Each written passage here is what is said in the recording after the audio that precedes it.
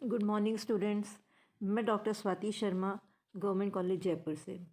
बच्चों, इस लेक्चर में इस वीडियो में हम ज़ीनॉन के कुछ प्रमुख यौगिकों के बारे में पढ़ेंगे और उनकी स्ट्रक्चर्स देखेंगे।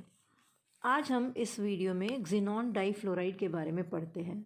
बच्चों, ज़ीनॉन डाइफ्लोराइड के बारे में हम उनकी प्रिपरेशन के बारे में पढ़ेंगे।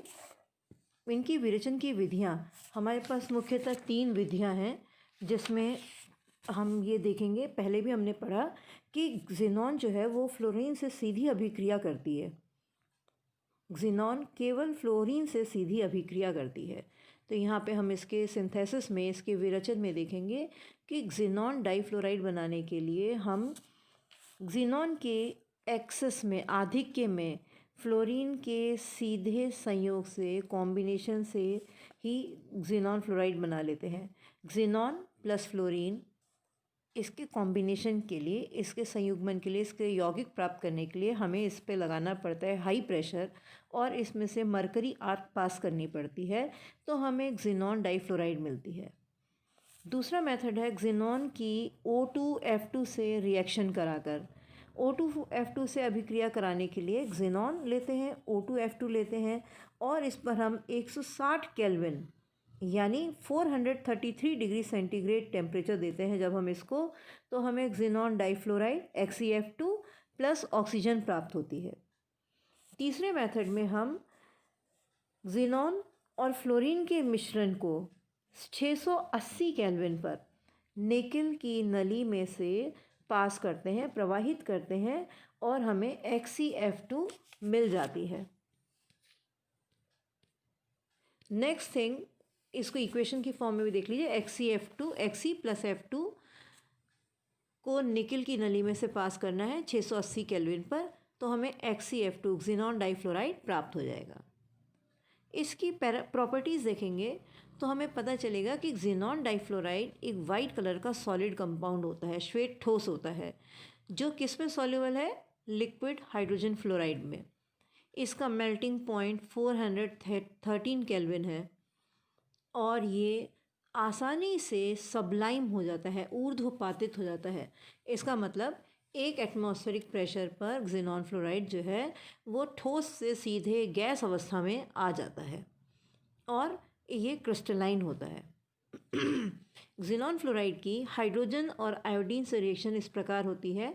हाइड्रोजन से ये 2HF, 2 हाइड्रोजन फ्लोराइड दे करके खुद सेपरेट हो जाता है, ज़ीनॉन अलग हो जाता है। ज़ीनॉन डाइफ्लोराइड की आयोडीन से अभिक्रिया कराने पर आयोडीन फ्लोराइड मिलता है और ज़ीनॉन मिलता है। इसका एसिडिक या एल्कलाइन मीडियम में हम इजीली हाइड्रोलिसिस कर सकते हैं, यानी सरलता से जल अपघटन कर सकते हैं। ज़ीनॉन डाइफ्लोराइड लेंगे, 2 वाटर, 1:1 का रेशियो है, 2 XeF2 है, 2 H2O है। इसको जब हम एसिडिक मीडियम में रिएक्ट कराते हैं तो 2 Xe plus O2 plus 4 HF मिल जाता है। और जब हम 2 XeF2 और 4 NaOH लेते हैं तो हमारे को 2 Xe plus O2 plus 4 NaF plus 2 H2O मिलता है। यानी वाटर हाइड्रोलिसिस एसिडिक और एल्कलाइन मीडियम दोनों में ही ईजीली हो जाता है। एसिडिक मीडियम में जब हाइड्रोलिसिस होता है तो ज़ीनॉन प्लस ऑक्सीजन और हाइड्रोजन फ्लोराइड मिलता है, पर जब हम एल्कलाइन मीडियम में कराते हैं तो ज़ीनॉन ऑक्सीजन के साथ हाइड्रोजन फ्लोराइड नहीं, सोडियम फ्लोराइड मिलता है। अगर हमने NaOH लिया है, अगर हम एल्कलाइन मीडियम में KOH लेंगे तो पोटेशियम फ्लोराइड मिलेगा। इस तरह से फ्लोराइड का सॉल्ट मिलता है प्लस वाटर मॉलिक्यूल्स मिलते हैं। नेक्स्ट, लुईस एसिड से, लुईस बेस और लुईस एसिड क्या होते हैं? Lewis bases are electron pair donors, Lewis acids are electron pair acceptors. तो लुईस एसिड्स यानी जो इलेक्ट्रॉन पेयर एक्सेप्टर्स हैं, क्यों ये लुईस एसिड से रिएक्शन करेगा? क्योंकि ज़ीनॉन के पास इलेक्ट्रॉन पेयर्स होते हैं, लोन इलेक्ट्रॉन पेयर्स होते हैं। तो लुईस अम्लों से अभिक्रिया करके ज़ीनॉन फ्लोराइड आयन बनता है, XeF प्लस आयन बनता है। इस अभिक्रिया में क्या होता है? इस रिएक्शन में फ्लोराइड अपना इलेक्ट्रॉन युग्म लुईस अम्ल को दान करके ऋणायन बनाता है। XeF2 प्लस SbF5 से XeF4 प्लस SbF6 माइनस यानी XeF2 ने अपना इलेक्ट्रॉन SbF5 को दे दिया, यानी XeF2 xenon difluoride Lewis base की तरह एक्ट करेगा। और इसके सामने ये कब करेगा बेस की तरह एक्ट? जब इसके सामने लुईस एसिड होगा।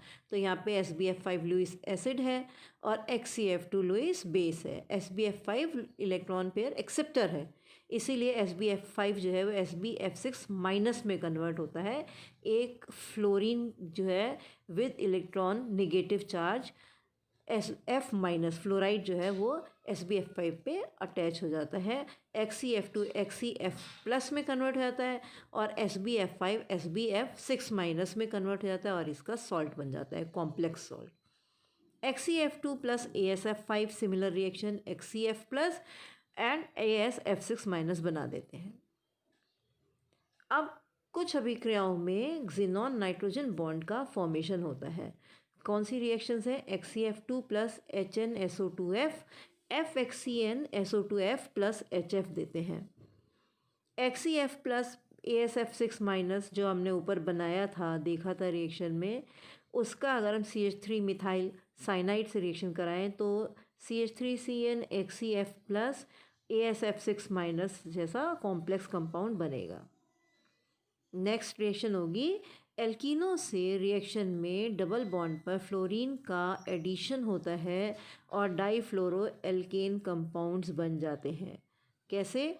XeF2 के सामने अगर हमने ethene CH2 double bond CH2 ले लिया तो XeF2 में F एक तरफ, दूसरा F एक तरफ और ज़ीनॉन अलग, यानी ज़ीनॉन डाइफ्लोराइड में से दोनों फ्लोरीन एटम्स डबल बॉन्ड पे ऐड हो जाएंगे और ज़ीनॉन अलग हो जाएगा। हमें कंपाउंड मिलेगा CH2F यानी 1,2 डाईफ्लोरोईथेन प्लस ज़ीनॉन। नेक्स्ट रिएक्शन में ऑक्सीडाइजिंग एजेंट के रूप में ज़ीनॉन डाइफ्लोराइड का जलीय विलयन प्रबल ऑक्सीकारक है, जो कि सीरियम 3+ को सीरियम 4+ में, क्रोमियम 3+ को क्रोमियम 6+ में और Ag1+ को Ag2+ में और BrO3- को BrO4- में ऑक्सीडाइज कर देता है। मतलब हमने इतनी रिएक्शंस देखी हैं जिनमें ज़ीनॉन डाइफ्लोराइड जो है वो ऑक्सीडाइजिंग एजेंट के रूप में काम करता है और सामने वाले का डी इलेक्ट्रॉनेशन यानी ऑक्सीडेशन करता है।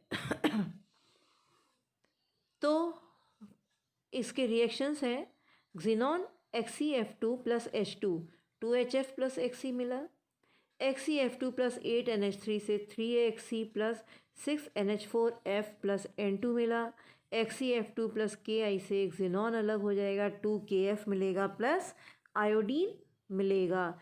इस प्रकार H2 का H प्लस में, NH3 का H2 में तथा आयोडाइड का आयोडीन में ऑक्सीडेशन होता है। इन रिएक्शंस में H2 H प्लस में, NH3 जो है वो H2 में और I- जो है वो I2 में ऑक्सीडाइज होती है। इस वीडियो में इतना ही। नेक्स्ट वीडियो में हम XeF2 की संरचना देखेंगे। Thank you.